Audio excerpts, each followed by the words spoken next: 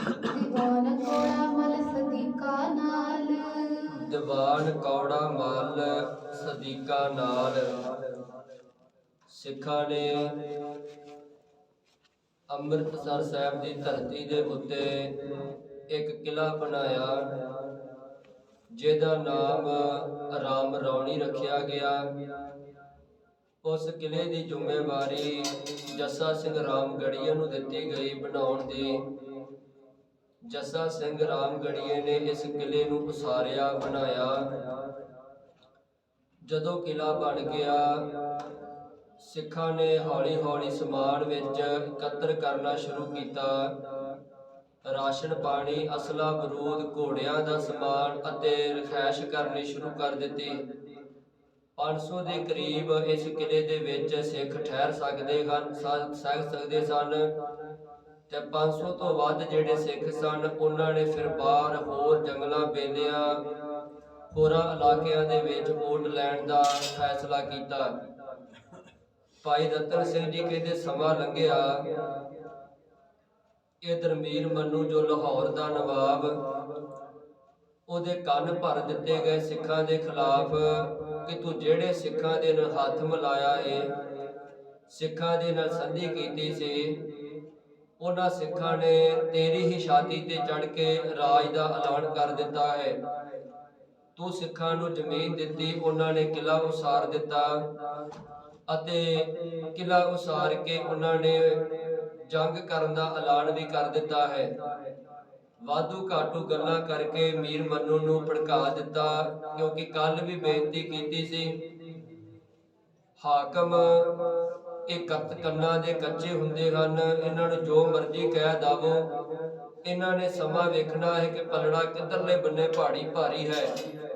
ਜਿਵੇਂ ਅੱਜ ਦੇ ਸਮੇਂ ਵੋਟਾਂ ਵੇਖੀਆਂ ਜਾਂਦੀਆਂ ਹਨ, ਉਹਨਾਂ ਦਿਨਾਂ ਦੇ ਵਿੱਚ ਤਾਕਤ ਵੇਖੀ ਜਾਂਦੀ ਸੀ ਤੇ ਸਮੇਂ ਦੇ ਹਿਸਾਬ ਦੇ ਨਾਲ ਜਿਹਦੇ ਕੋਲ ਤਾਕਤ ਸੀ ਉਹ ਉਧਰ ਹੀ ਹੋ ਜਾਂਦਾ ਸੀ।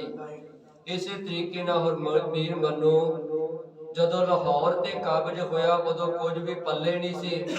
ਸਿੱਖਾਂ ਦੀ ਮਦਦ ਦੇ ਨਾਲ ਇਹਨੇ ਰਾਜ ਕਾਬਜ ਕੀਤਾ ਲਾਹੌਰ ਤੇ, ਆਪਣੀ ਤਾਕਤ ਨੂੰ ਵਧਾਇਆ।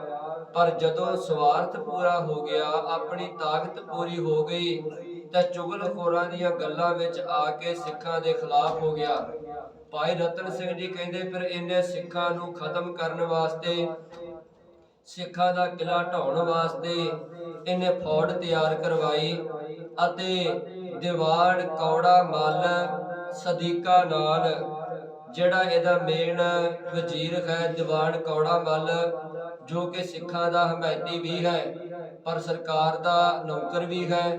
ਤੇ ਆਪਾਂ ਜਾਣਦੇ ਹਾਂ ਕਿ ਭਾਵੇਂ ਕੋਈ ਵੀ ਡਿਪਾਰਟਮੈਂਟ ਹੋਵੇ, ਕੋਈ ਵੀ ਕੰਮ ਕਰਨ ਨੌਕਰ ਹੋਵੇ, ਉਹਨੂੰ ਜਿਹੜਾ ਆਪਣੇ ਮਾਲਕ ਦਾ ਕਹਿਣਾ ਮੰਨਣਾ ਹੀ ਪੈਂਦਾ, ਭਾਵੇਂ ਉਹ ਕਿੱਡਾ ਵੀ ਵੱਡਾ ਦੂਜੇ ਦੁਸ਼ਮਣ ਦੇ ਨਾਲ ਹਮਾਇਤੀ ਕਿਉਂ ਨਾ ਕਰਦਾ ਹੋਵੇ। ਇਸੇ ਤਰੀਕੇ ਦੇ ਨਾਲ ਭਾਵੇਂ ਦੀਵਾਨ ਕੌੜਾ ਮੱਲ ਸਿੱਖਾਂ ਦਾ ਹਮਾਇਤੀ ਹੈ ਪਰ ਸਰਕਾਰ ਦਾ ਨੌਕਰ ਹੈ, ਜਿਸ ਕਰਕੇ ਉਹਨੂੰ ਸਰਕਾਰ ਦੀ ਨੌਕਰੀ ਨੂੰ ਪਹਿਲ ਦਿੰਦਿਆਂ ਹੋਇਆ ਸਰਕਾਰ ਦੀਆਂ ਗੱਲਾਂ ਨੂੰ ਮੰਨਣਾ ਪੈਂਦਾ ਹੈ। ਦੀਵਾਨ ਕੌੜਾ ਮੱਲ ਉਹਦੀ ਅਗਵਾਈ ਵਿੱਚ ਨਾਲ ਸਦੀਕਾ, ਨਾਲ ਸਦੀਕ ਅਲੀ ਇਹਦੀ ਅਗਵਾਈ ਵਿੱਚ, ਅਤੇ ਜਿਹੜਾ ਅਦੀਨਾ ਬੇਗ ਜਲੰਧਰ ਦਾ ਹਾਕਮ, ਇਹਦੀ ਅਗਵਾਈ ਦੇ ਵਿੱਚ ਬਹੁਤ ਭਾਰੀ ਫੌਜ ਤਿਆਰ ਕਰ ਦਿੱਤੀ ਤਾਂ ਜੋ ਇਹਨਾਂ ਸਿੱਖਾਂ ਨੂੰ ਮਾਰਿਆ ਜਾ ਸਕੇ, ਇਹਨਾਂ ਸਿੱਖਾਂ ਦਾ ਕਿਲੇ ਨੂੰ ਢਾਇਆ ਜਾ ਸਕੇ।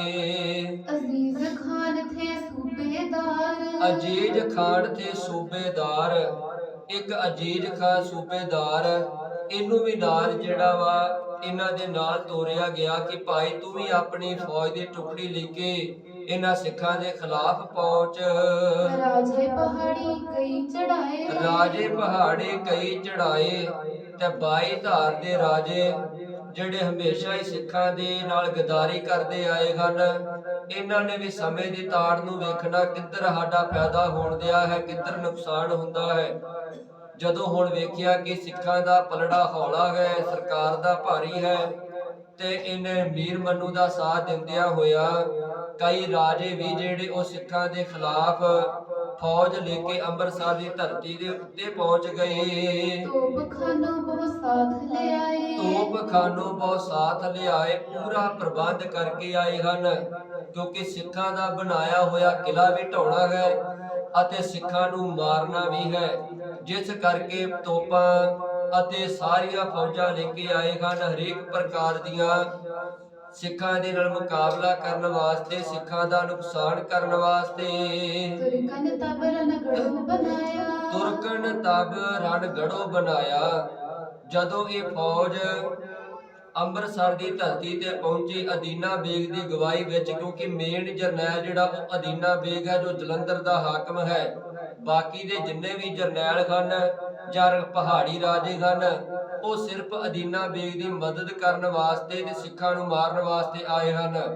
ਜਦੋਂ ਇਹ ਸਾਰੀ ਫੌਜ ਅੰਮ੍ਰਿਤਸਰ ਦੀ ਧਰਤੀ ਤੇ ਪਹੁੰਚੀ ਤਾਂ ਇਹਨਾਂ ਨੇ ਆ ਕੇ ਕਿਲੇ ਨੂੰ ਘੇਰਾ ਪਾ ਲਿਆ। ਰੌਣੀ ਦਰਵਾਜ਼ੇ ਸਨਮੁਖ ਤਕਾਇਆ। ਰੌਣੀ ਦਰਵਾਜ਼ੇ ਸਨਮੁਖ ਤਕਾਇਆ।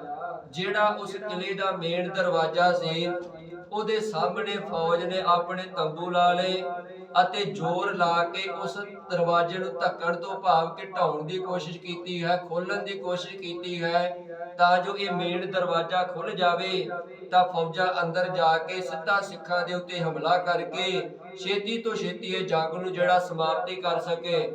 ਭਾਈ ਰਤਨ ਸਿੰਘ ਜੀ ਕਹਿੰਦੇ ਹਨ, ਰੌਣੀ ਦਰਵਾਜ਼ੇ ਸਨਮੁਖ ਧਕਾਇਆ। ਕਿਲੇ ਦੇ ਮੇਨ ਦਰਵਾਜ਼ੇ ਅੱਗੇ ਆ ਕੇ ਫੌਜਾਂ ਨੇ ਉਸ ਦਰਵਾਜ਼ੇ ਨੂੰ ਖੋਲਣ ਦਾ, ਧੱਕਣ ਦਾ ਜਾਂ ਤੋੜਨ ਦਾ ਯਤਨ ਕੀਤਾ। ਤਬੇ ਖਾਲਸੇ ਬਾਤ ਵਿਚਾਰੀ। ਤਬੇ ਖਾਲਸੇ ਬਾਤ ਵਿਚਾਰੀ। ਅੰਦਰ ਖਾਲਸਾ ਜਿਨ੍ਹਾਂ ਦੀ ਗਿਣਤੀ ਤਕਰੀਬਨ ਹਰੇਕ ਇਤਿਹਾਸਕਾਰ ਨੇ 500 ਦੀ ਲਿਖੀ ਹੈ, ਤੇ ਭਾਈ ਰਤਨ ਸਿੰਘ ਜੀ ਨੇ ਵੀ ਇਹ ਗਿਣਤੀ 500 ਹੀ ਲਿਖੀ ਹੈ ਕਿ ਉਸ ਵਕਤ ਜਿਸ ਵਕਤ ਇਹ ਫੌਜਾਂ ਆਈਆਂ ਹਨ ਉਦੋਂ ਗਿਣਤੀ ਜੇ ਸਿਰਫ 500 ਦੀ ਹੈ। ਭਾਈ ਰਤਨ ਸਿੰਘ ਜੀ ਕਹਿੰਦੇ ਜਿਹੜਾ ਅੰਦਰ ਖਾਲਸਾ ਹੈ ਉਹਨਾਂ ਨੇ ਇਸ ਗੱਲ ਦੀ ਵਿਚਾਰ ਕਰ ਲਈ। ਤੁਰਕਨ ਪਾਈ ਹਮ ਪੈ ਭਾਰੀ। ਤੁਰਕਨ ਪਾਈ ਹਮ ਪੈ ਭਾਰੀ, ਕਿ ਤੁਰਕ ਸਾਡੇ ਉੱਤੇ ਭਾਰੇ ਪੈ ਰਹੇ ਹਨ, ਕਿਉਂਕਿ ਤੁਰਕਾਂ ਦੀ ਗਿਣਤੀ ਵੀ ਹਜ਼ਾਰਾਂ ਵਿੱਚ ਹੈ ਤੇ ਪੂਰਾ ਅਸਲਾ ਬਰੂਦ ਪੂਰੀ ਤਿਆਰੀ ਨਾਲ ਆਏ ਹਨ, ਤੇ ਸਿੱਖਾਂ ਦੇ ਕੋਲ ਗਿਣਤੀ ਵੀ 500 ਦੀ ਹੈ ਤੇ ਇੰਨੀ ਤਿਆਰੀ ਵੀ ਕੋਈ ਨਹੀਂ। ਭਾਵੇਂ ਅੰਦਰ ਸਮਾਨ ਇਕੱਠਾ ਕੀਤਾ ਹੈ ਪਰ ਉਹ ਸਮਾਨ ਕੋਈ 6 ਮਹੀਨੇ ਦਾ ਜਾਂ ਸਾਲ ਦਾ ਨਹੀਂ ਹੈ। ਉਹ ਸਮਾਨ ਜਿਹੜਾ ਅੰਦਰ ਇਕੱਠਾ ਕੀਤਾ ਰਾਸ਼ਨ ਪਾਣੀ ਦਾ, ਕੇਵਲ ਤੇ ਕੇਵਲ ਸਿਰਫ 1 ਮਹੀਨੇ ਦਾ ਸਮਾਨ ਹੈ। ਤੇ ਆਪਾਂ ਸਾਰੇ ਜਾਣਦੇ ਆ 500 ਬੰਦੇ ਨੂੰ ਪ੍ਰਸ਼ਾਦਾ ਛਕਾਉਣਾ ਹੋਵੇ ਤਾਂ ਕਿੰਨਾ ਪ੍ਰਸ਼ਾਦਾ ਬਣਾਉਣਾ ਪੈਂਦਾ ਹੈ। ਫਿਰ ਜਿਹੜਾ ਉੱਥੇ ਜਿਹੜੇ ਘੋੜੇ ਹਨ ਉਹਨਾਂ ਦਾ ਕਿਵੇਂ ਖਿਆਲ ਰੱਖਣਾ ਹੈ। ਇਸ ਹਿਸਾਬ ਦੇ ਨਾਲ ਸਿਰਫ ਵਿਦਵਾਨਾਂ ਦੀ ਖੋਜ ਮੁਤਾਬਕ 1 ਮਹੀਨੇ ਦਾ ਸਿਰਫ ਰਸਤ ਪਾਣੀ ਆਪਣਾ ਅਤੇ ਘੋੜਿਆਂ ਦਾ ਕੋਲ ਹੈ, ਪਰ ਬਾਹਰ ਜਿਹੜਾ ਉਹ ਸਾਰਾ ਪ੍ਰਬੰਧ ਹੈ। ਭਾਈ ਰਤਨ ਸਿੰਘ ਜੀ ਕਹਿੰਦੇ ਜਿਸ ਕਰਕੇ ਤੁਰਕਨ ਪਾਈ ਹਮ ਪੈ ਭਾਰੀ, ਸਿੱਖਾਂ ਨੇ ਅੰਦਰ ਵਿਚਾਰ ਕੀਤੀ ਕਿ ਤੁਰਕ ਸਾਡੇ ਤੇ ਭਾਰੇ ਪੈ ਰਹੇ ਹਨ। ਹੋਵੋ ਸ਼ਹੀਦ ਔਰ ਤੁਰਕਨ ਮਾਰੋ। ਹੋਵੋ ਸ਼ਹੀਦ ਔਰ ਤੁਰਕਨ ਮਾਰੋ। ਅੰਦਰ ਸਿੱਖਾਂ ਨੇ ਵਿਚਾਰ ਕੀਤੀ ਹੈ ਖਾਲਸਾ ਜੀ, ਏਦਾਂ ਗੱਲ ਨਹੀਂ ਬਣਨੀ, ਕਿਉਂਕਿ ਜਿੰਨਾ ਚਿਰ ਆਪਾਂ ਤੁਰਕਾਂ ਨੂੰ ਮਾਰਾਂਗੇ ਨਾ ਤੇ ਜਾਂ ਮਰਾਂਗੇ ਨਾ, ਉਹਨਾਂ ਚਿਰ ਸਾਡਾ ਜਿਹੜਾ ਵਾ ਸੂਤ ਨਹੀਂ ਆਉਣਾ। ਸਾਨੂੰ ਜਿਹੜਾ ਵਾ ਉਹਨਾਂ ਚਿਰ ਜੰਗ ਨਹੀਂ ਜਿੱਤ ਸਕਦੇ, ਸਾਡੀ ਜਿੱਤ ਨਹੀਂ ਹੋ ਸਕਦੀ। ਇਹ ਵੀ ਸੁਣੀਏ ਜਗਤ ਅਖਿਆਰੋ। ਇਹ ਵੀ ਸੁਣੀਏ ਜਗਤ ਅਖਿਆਰੋ। ਭਾਈ ਰਤਨ ਸਿੰਘ ਜੀ ਕਹਿੰਦੇ ਅੰਦਰ ਸਿੱਖਾਂ ਨੇ ਵਿਚਾਰ ਕੀਤੀ ਹੈ ਕਿ ਆਪਾਂ ਇਹ ਜੰਗ ਲੜਨਾ ਹੈ ਤੇ ਜੰਗ ਏਦਾਂ ਲੜਨਾ ਕਿ ਦੁਨੀਆ ਦੇ ਉੱਤੇ ਇਤਿਹਾਸ ਬਣ ਜਾਵੇ ਕਿ 500 ਸਿੱਖਾਂ ਨੇ ਹਜ਼ਾਰਾਂ ਦੀ ਗਿਣਤੀ ਦੇ ਵਿੱਚ ਲੜ ਕੇ ਮੋਰਚਾ ਜਿੱਤਦਿਆਂ ਹੋਇਆ ਜਾਂ ਤੁਰਕਾਂ ਨੂੰ ਮਾਰਿਆ ਤੇ ਜਾਂ ਸ਼ਹਾਦਤ ਦਾ ਜਾਮ ਪੀਤਾ ਹੈ। ਕਿਉਂਕਿ ਜਿੱਤ ਇਸ ਗੱਲ ਦੀ ਹੈ, ਬਾਹਰ ਦੇ ਤੁਰਕਾਂ ਦਾ ਜਿਹੜਾ ਉਹ ਅਸਲ ਵਿੱਚ ਮਿਸ਼ਨ ਹੈ ਕਿਲੇ ਨੂੰ ਢਾਉਣਾ ਤੇ ਸਿੱਖਾਂ ਨੂੰ ਮਾਰਨਾ। ਅੰਦਰਲੇ ਸਿੱਖਾਂ ਦਾ ਮਕਸਦ ਹੈ ਕਿ ਆਪਣੇ ਆਪ ਨੂੰ ਮਾਰਦਿਆਂ ਹੋਇਆ ਕਿਲੇ ਨੂੰ ਬਚਾ ਕੇ ਰੱਖਣਾ। ਸਿਰਫ ਆ ਜਿਹੜੀ ਜਿੱਤ ਹੈ, ਤੁਰਕਾਂ ਨੇ ਤੁਰਕ ਸਿੱਖਾਂ ਨੂੰ ਮਾਰਦਿਆਂ ਹੋਇਆ ਕਿਲੇ ਨੂੰ ਢਾ ਦਿੱਤਾ, ਤੁਰਕਾਂ ਦੀ ਜਿੱਤ ਹੈ, ਤੇ ਸਿੱਖਾਂ ਨੇ ਮਰਦਿਆਂ ਹੋਇਆ ਕਿਲੇ ਨੂੰ ਬਚਾ ਲਿਆ, ਸਿੱਖਾਂ ਦੀ ਜਿੱਤ ਹੈ। ਤੇ ਸਿੱਖਾਂ ਨੇ ਫੈਸਲਾ ਕੀਤਾ ਹੈ ਕਿ ਇਹ ਵੀ ਸੁਣੀਏ ਜਗਤ ਅਖਿਆਰੋ, ਆਪਾਂ ਮਰਦਿਆਂ ਹੋਇਆ ਕਿਲੇ ਨੂੰ ਬਚਾਉਣਾ ਹੈ ਤਾਂ ਜੋ ਇਹ ਸਿੱਖਾਂ ਦਾ ਇਤਿਹਾਸ ਬਣ ਜਾਵੇ। ਆਉਣ ਵਾਲੇ ਸਮੇਂ ਦੇ ਵਿੱਚ ਲੋਕਾਂ ਨੂੰ ਪਤਾ ਲੱਗ ਜਾਵੇ ਕਿ ਕਿਲੇ ਨੂੰ ਬਚਾਉਣ ਦੀ ਖਾਤਰ ਸਿੱਖਾਂ ਨੇ ਆਪਣੀਆਂ ਜਾਨਾਂ ਕੁਰਬਾਨ ਕਰ ਦਿੱਤੀਆਂ। दीन मजहब को यह है जुद, ਦੀਨ ਮਜਬ ਕੋ ਜੇ ਹੈ ਜੁੱਧ, ਕਿਉਂਕਿ ਇਹ ਧਰਮ ਵਾਸਤੇ ਯੁੱਧ ਹੈ, ਇਹ ਦੀਨ ਮਜਬ ਦਾ ਯੁੱਧ ਹੈ। छुह शस्त्र तन होवग सुध, ਛੂਹੈ ਸ਼ਸਤਰ ਤਨ ਹੋਵਗ ਸ਼ੁੱਧ। ਜਦੋਂ ਸਾਡੇ ਸਰੀਰਾਂ ਦੇ ਦੁਸ਼ਮਣਾਂ ਦੇ ਸ਼ਸਤਰ ਛੂਣਗੇ ਜਾਂ ਦੁਸ਼ਮਣ ਦੇ ਸ਼ਸਤਰਾਂ ਦੇ ਵਾਰ ਹੋਣਗੇ ਤੇ ਅਸੀਂ ਆਪਣੀ ਛਾਤੀਆਂ ਤੇ ਝੱਲਾਂਗੇ ਤੇ ਸ਼ਸਤਰਾਂ ਦੇ ਨਾਲ ਸਾਡੇ ਸਰੀਰ ਉਹ ਸ਼ੁੱਧ ਹੋ ਜਾਣਗੇ। दोहरा तब दस सिंगन निकस के रणगढ़ लियो छुड़ाए, ਤਬ 10 ਸਿੰਘਨ ਨਿਕਸ ਕੈ ਰਣਗੜ ਲਿਓ ਛਡਾਏ। ਸਿੱਖਾਂ ਨੇ ਅੰਦਰ ਫੈਸਲਾ ਕੀਤਾ ਤੇ ਫੈਸਲਾ ਕਰਕੇ ਸਿੱਖਾਂ ਨੇ ਫਿਰ ਇੱਕੇ ਵਾਰੀ ਹਮਲਾ ਕਰਨ ਦੀ ਬਜਾਏ ਜਥੇ ਬਣਾ ਕੇ ਹਮਲਾ ਕਰਨ ਦਾ ਫੈਸਲਾ ਕੀਤਾ ਹੈ। ਤੇ ਪਹਿਲਾ ਜਥਾ ਉਹ 10 ਸਿੱਖਾਂ ਦਾ ਬਣਾਇਆ। 10 ਸਿੱਖ ਕਰਕੇ ਕਹਿੰਦੇ ਆਪਾਂ ਹਮਲਾ ਕਰਾਂਗੇ। ਉਸ ਹਮਲੇ ਦੇ ਵਿੱਚ ਤੁਰਕਾਂ ਨੂੰ ਮਾਰ ਵੀ ਦੇਣੀ ਹੈ ਅਤੇ ਤੁਰਕਾਂ ਦਾ ਸਮਾਨ ਲੁੱਟ ਕੇ ਉਹ ਵੀ ਕਿਲੇ ਦੇ ਵਿੱਚ ਲਿਆਉਣਾ ਹੈ, ਤਾਂ ਜੋ ਅੰਦਰ ਜਿਹੜਾ ਭੁੱਖ ਮਰੀ ਪੈਣੀ ਹੈ ਉਹਦੇ ਤੋਂ ਸਾਡਾ ਬਚਾਅ ਹੋ ਸਕੇ। ਭਾਈ ਰਤਨ ਸਿੰਘ ਜੀ ਕਹਿੰਦੇ ਜਦੋਂ ਫੈਸਲਾ ਕਰਕੇ ਪਹਿਲਾ ਜਥਾ ਬਾਹਰ ਗਿਆ ਹੈ ਤਾਂ ਉਸ ਪਹਿਲੇ ਜਥੇ ਨੇ ਜਿਹੜਾ ਮੇਨ ਦਰਵਾਜ਼ੇ ਉੱਤੇ ਮੋਰਚਾ ਲਾਇਆ ਹੋਇਆ ਸੀ ਉਸ ਮੋਰਚੇ ਨੂੰ ਹਿਲਾ ਕੇ ਰੱਖ ਦਿੱਤਾ, ਉਸ ਮੋਰਚੇ ਨੂੰ ਤੋੜ ਕੇ ਰੱਖ ਦਿੱਤਾ। तुर्कन मार सो मर गए जो बचे और लियो पुन आए, ਤੁਰਕਨ ਮਾਰ ਸੋ ਮਰ ਗਏ ਸੋ ਜੋ ਬਚਿਓ ਰਲਿਓ ਪੁਨ ਆਏ। ਇਸ ਮੋਰਚੇ ਨੂੰ ਤੋੜਦਿਆਂ ਹੋਇਆ ਤਕਰੀਬਨ 8 ਸਿੱਖਾਂ ਦੀ ਜਿਹੜੀ ਉਹ ਮੌਤ ਹੋਈ ਹੈ। 8 ਸਿੱਖਾਂ ਨੂੰ ਸ਼ਹਾਦਤ ਦਾ ਜਾਮ ਪੀਣਾ ਪਿਆ ਹੈ। 2 ਸਿੱਖ ਤਕਰੀਬਨ ਬਚੇ ਹਨ ਅਤੇ ਉਹਨਾਂ ਨੇ ਉਸ ਮੋਰਚੇ ਵਿੱਚੋਂ ਤੁਰਕਾਂ ਦਾ ਸਮਾਨ ਲਿਆ ਕੇ ਫਿਰ ਕਿਲੇ ਦੇ ਵਿੱਚ ਜਿਹੜੀ ਉਹ ਵਾਪਸੀ ਕੀਤੀ ਹੈ। चौपई कर हल्ला सिंह शेर जिम पावे, ਕਰ ਹੱਲਾ ਸਿੰਘ ਜੇਰ ਜਿਮ ਪਾਵੈ।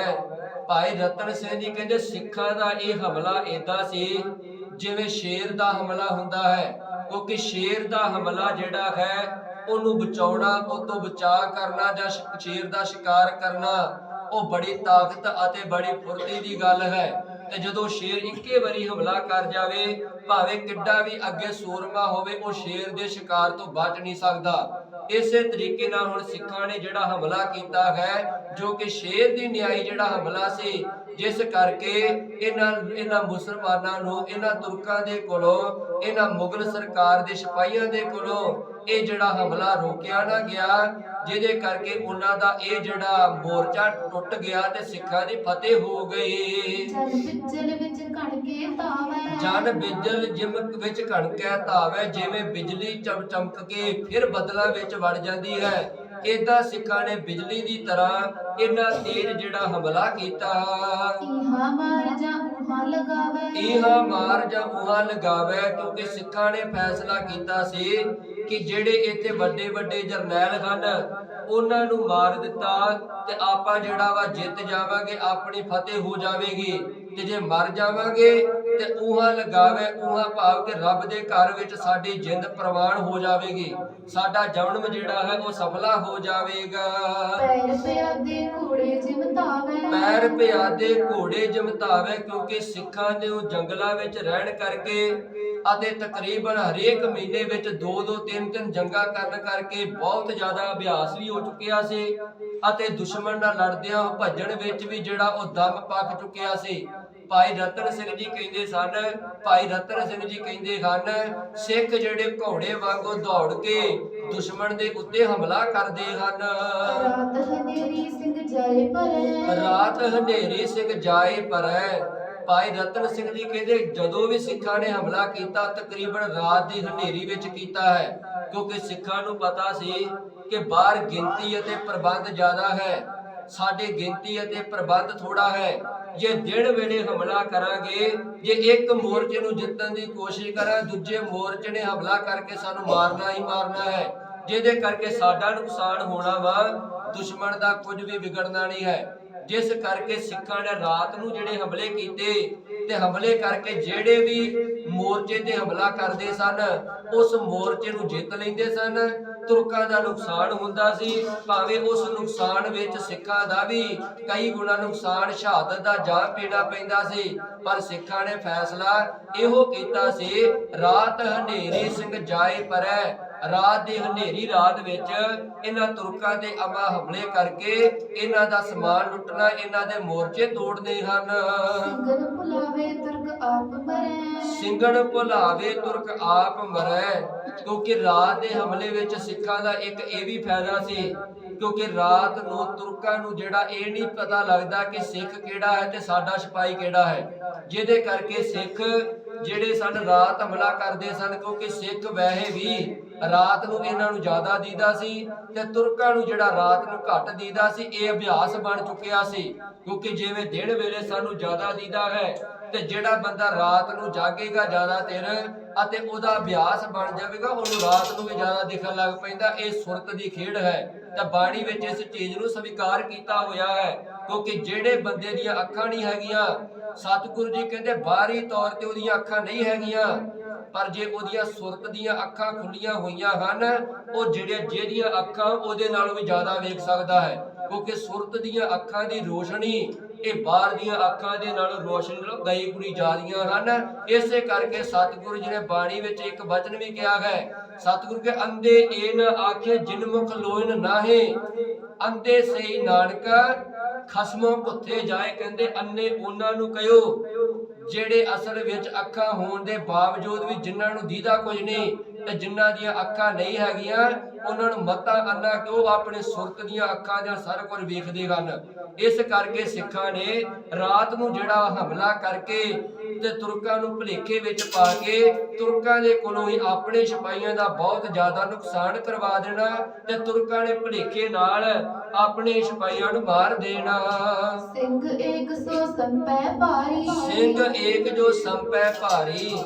ਭਾਈ ਰਤਨ ਸਿੰਘ ਜੀ ਕਹਿੰਦੇ ਇੱਕੋ ਸਿੱਖ ਜਿਹੜਾ ਸੀ ਉਹ ਕਈਆਂ ਤੇ ਭਾਰੀ ਪੈਂਦਾ ਸੀ। ਇਸ ਬਿਦ ਥੋੜੇ ਬਹੁ ਕਰਨ ਖੁਆਰੀ, ਇਸ ਬਿਦ ਥੋੜੇ ਬਹੁ ਕਰਨ ਖੁਆਰੀ। ਇਸ ਤਰੀਕੇ ਨਾਲ ਥੋੜਿਆਂ ਸਿੱਖਾਂ ਦੀ ਗਿਣਤੀ ਹੋਣ ਦੇ ਬਾਵਜੂਦ ਵੀ ਤੁਰਕਾਂ ਦੇ ਵਿੱਚ ਜ਼ਿਆਦੀ ਖੁਆਰੀ, ਤੁਰਕਾਂ ਦੇ ਵਿੱਚ ਜ਼ਿਆਦੀ ਹਲਚਲ ਅਤੇ ਉਹਨਾਂ ਦਾ ਨੁਕਸਾਨ ਹੁੰਦਾ ਸੀ।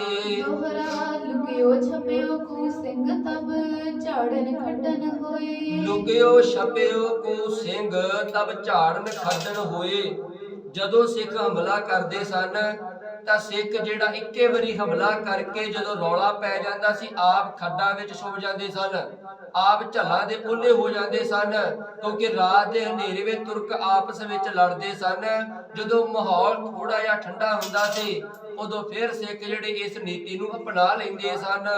ਤੁਰਕਨ ਉੱਪਰ ਆਪਰੈ ਹੋਣ ਸ਼ਹੀਦੈ ਸੋਏ, ਤੁਰਕਣ ਉੱਪਰ ਆਪ ਰਹੇ ਹੋਣ ਸ਼ਹੀਦੇ ਸੋਏ। ਝਾੜਾਂ ਵਿੱਚੋਂ ਨਿਕਲ ਕੇ ਜਦੋਂ ਮਾਹੌਲ ਠੰਡਾ ਹੁੰਦਾ ਸੀ ਫਿਰ ਹਮਲਾ ਕਰਦੇ ਸੀ।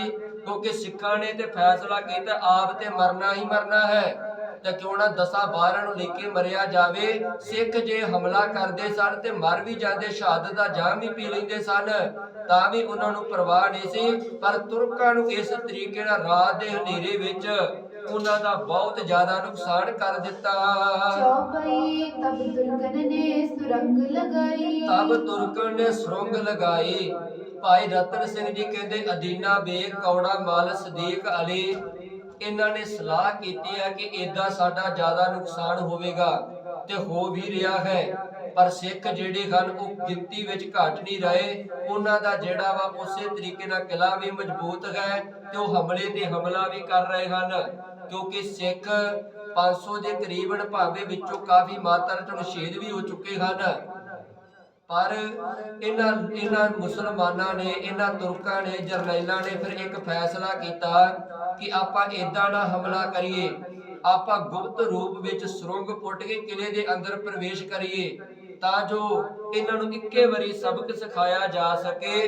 ਭਾਈ ਰਤਨ ਸਿੰਘ ਜੀ ਕਹਿੰਦੇ ਇਸ ਸਲਾਹ ਦੇ ਨਾਲ ਤਬ ਤੁਰਕਣ ਨੇ ਸੁਰੰਗ ਲਗਾਈ, ਫਿਰ ਇੱਕ ਸੁਰੰਗ ਪੁੱਟੀ ਹੈ ਤਾਂ ਜੋ ਗੁਪਤ ਰਸਤੇ ਥਾਣੀ ਇਸ ਕਿਲੇ ਦੇ ਵਿੱਚ ਪ੍ਰਵੇਸ਼ ਕੀਤਾ ਜਾਵੇ। ਕਿਉਂਕਿ ਇਹ ਜਿਹੜਾ ਕਿਲਾ ਅਤੇ ਇਹ ਜਿਹੜਾ ਹਮਲਾ ਹੈ ਲਗਭਗ 3 ਮਹੀਨੇ ਤੋਂ ਲੈ ਕੇ 3.5 ਮਹੀਨੇ ਦੇ ਕਰੀਬ ਚੱਲਦਾ, ਕਈ 4 ਮਹੀਨੇ ਵੀ ਲਿਖਦੇ ਹਨ। ਇਹ ਵੱਖ-ਵੱਖ ਗਿਣਤੀ ਹੈ। ਵੈਸੇ 3 ਮਹੀਨਿਆਂ ਤੋਂ ਵੱਧ ਜਿਹੜਾ ਵਾ ਇਹ ਜਿਹੜਾ ਕਿਲੇ ਨੂੰ ਘੇਰਾ ਪਿਆ ਰਿਹਾ ਹੈ। ਪ੍ਰਿੰਸੀਪਲ ਸਤਬੀਰ ਸਿੰਘ ਨੇ 3 ਮਹੀਨੇ ਲਿਖੇ ਹਨ।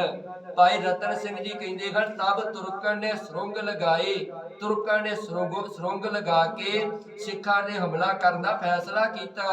ਸਿੰਘਨ ਡੂੰਗੀ ਕਰੀ ਅੱਗਿਓਂ ਖਾਈ, ਸਿੰਘਨ ਡੂੰਗੀ ਕਰੀ ਅੱਗਿਓਂ ਖਾਈ, ਕਿਉਂਕਿ ਸਿੱਖਾਂ ਨੇ ਇਹ ਵੀ ਜਿਹੜਾ ਨੀਤੀ ਪਹਿਲਾਂ ਅਪਣਾਈ ਹੋਈ ਸੀ। ਸਿੱਖਾਂ ਨੇ ਜਿਹੜੀ ਸੁਰੰਗ ਅੱਗੇ ਖਾਈ ਪੁੱਟੀ ਹੋਈ ਸੀ, ਇੱਕ ਦੇ ਚੌੜਾਈ 'ਚ ਪੁੱਟੀ ਹੋਈ ਸੀ, ਦੂਜੇ ਡੂੰਘਾਈ 'ਚ ਪੁੱਟੀ ਹੋਈ ਸੀ, ਤਾਂ ਜੋ ਕੱਲ ਨੂੰ ਜੇ ਜਿਹੜਾ ਤੁਰਕ ਹੈ, ਦੁਸ਼ਮਣ ਹੈ, ਥੱਲਿਓਂ ਦੀ ਆਉਣ ਦੀ ਵੀ ਕੋਸ਼ਿਸ਼ ਕਰੇ ਤੇ ਉਹਦੀਆਂ ਉਮੀਦਾਂ ਦੇ ਪਾਣੀ ਫਿਰ ਸਕੇ। ਮਦ ਖਾਈ ਬਹੁ ਸਿੰਘ ਬਹਿ ਰਹੇ, ਮਦ ਖਾਈ ਬਹੁ ਸਿੰਘ ਬਹਿ ਰਹੇ।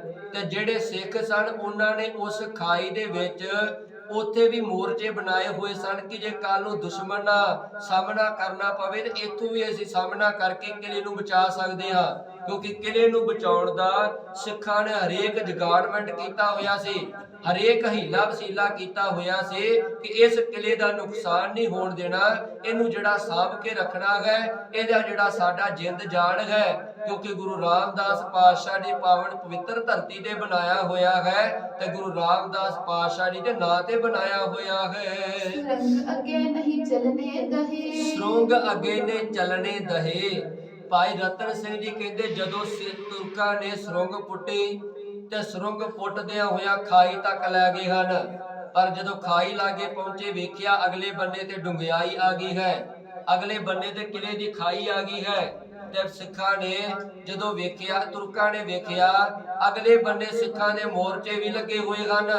ਭਾਈ ਰਤਨ ਸਿੰਘ ਜੀ ਕਹਿੰਦੇ ਜਿਸ ਕਰਕੇ ਸੁਰੰਗ ਅੱਗੇ ਨਹੀਂ ਚੱਲਣੇ ਦਹੇ, ਸੁਰੰਗ ਤੋਂ ਅੱਗੇ ਜਿਹੜਾ ਸਿੱਖਾਂ ਨੇ ਤੁਰਕਾਂ ਨੂੰ ਜਾਣ ਹੀ ਨਹੀਂ ਦਿੱਤਾ।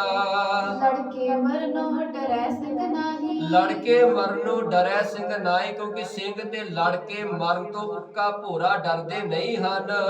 ਖਰਚ ਗਇਓ ਮੁਖ ਗਮ ਪਇਓ ਤਾਹੀ, ਖਰਚ ਗਇਓ ਮੁਖ ਗਮ ਪਇਓ ਤਾਹੀ। ਭਾਈ ਰਤਨ ਸਿੰਘ ਜੀ ਕਹਿੰਦੇ ਅੰਦਰ ਜਿਹੜਾ ਖਰਚਾ ਪਾਣੀ, ਰਸਤ ਪਾਣੀ ਉਹ ਮੁੱਕ ਚੁੱਕਿਆ ਹੈ, ਕਿਉਂਕਿ ਘੇਰਾ ਪਏ ਨੂੰ ਲੰਬੇਰਾ ਸਮਾਂ ਹੋ ਗਿਆ ਹੈ ਤੇ ਰੋਜ਼ ਦਾ ਹਮਲਾ ਹੋਣਾ, ਰੋਜ਼ ਪ੍ਰਸ਼ਾਦਾ ਪਾਣੀ ਵੀ ਬਣਨਾ। ਭਾਵੇਂ ਕਿ ਸਿੱਖਾਂ ਨੇ ਇੱਕ ਤਰੀਕਾ ਵੀ ਵਰਤਿਆ ਸੀ, 1 ਮਹੀਨੇ ਦੇ ਖਰਚੇ ਪਾਣੀ ਨੂੰ ਸਿੱਖਾਂ ਨੇ 2.5 ਮਹੀਨੇ ਤੱਕ ਵਰਤਿਆ ਹੈ। ਉਹ ਕਿਹੜੇ ਤਰੀਕੇ ਨਾਲ? ਸਿੱਖਾਂ ਨੇ ਇੱਕ ਦਿਨ ਪ੍ਰਸ਼ਾਦਾ ਛਕਣਾ, ਇੱਕ ਦਿਨ ਛੱਡ ਕੇ ਫਿਰ ਦੂਜੇ ਦਿਨ ਜਿਹੜਾ ਪ੍ਰਸ਼ਾਦਾ ਉਹ ਵੀ ਇੱਕ ਡੰਗ ਛਕਣਾ।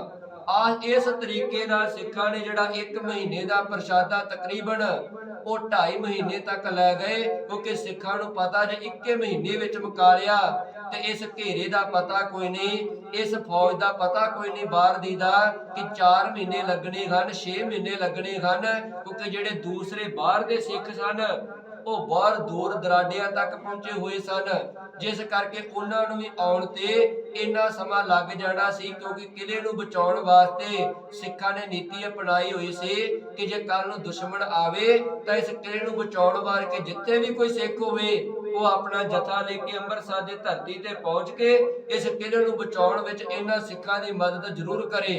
ਪਰ ਉਹਨਾਂ ਨੂੰ ਵੀ ਆਉਣ ਤੇ ਜਿਹੜਾ ਇੰਨਾ ਸਮਾਂ ਲੱਗ ਜਾਣਾ ਸੀ, ਜਿਸ ਕਰਕੇ ਸਿੱਖਾਂ ਨੇ ਨੀਤੀ ਅਪਣਾਉਂਦਿਆਂ ਹੋਇਆਂ ਜਿਹੜਾ ਖਰਚਾ ਪਾਣੀ 1 ਮਹੀਨੇ ਤੋਂ ਤਕਰੀਬਨ 2.5 ਮਹੀਨੇ ਤੱਕ ਲੈ ਗਏ, ਪਰ ਰੋਜ਼ ਖਾਣ ਕਰਕੇ ਜਾਂ 1-2 ਦਿਨ ਛੱਡ ਕੇ ਖਾਣ ਕਰਕੇ ਇਹ ਅੰਦਰ ਖਰਚਾ ਪਾਣੀ ਮੁੱਕ ਗਿਆ, ਜਿਹਦੇ ਕਰਕੇ ਸਿੱਖ ਭੁੱਖ ਨਾਲ ਵੀ ਬੇਹਾਲ ਹੋਣ ਲੱਗੇ, ਘੋੜੇ ਵੀ ਜਿਹੜੇ ਉਹ ਮਰਨ ਲੱਗੇ, ਅੰਦਰ ਜਿਹੜੀ ਉਹ ਤੰਗੀ ਆਉਣ ਲੱਗੀ। ਬਹੁਤ ਭੀੜ ਤਹਿ ਤੁਰਕਨ ਪਾਈ, ਬਹੁਤ ਭੀੜ ਤਹਿ ਤੁਰਕਨ ਪਾਈ। ਬਾਹਰ ਤੁਰਕ ਫੌਜਾਂ ਨੇ ਸਿੱਖਾਂ ਦੇ ਉੱਤੇ ਬਹੁਤ ਭਾਰੀ ਭੀੜ ਪਾ ਕੇ ਰੱਖੀ ਹੋਈ ਹੈ।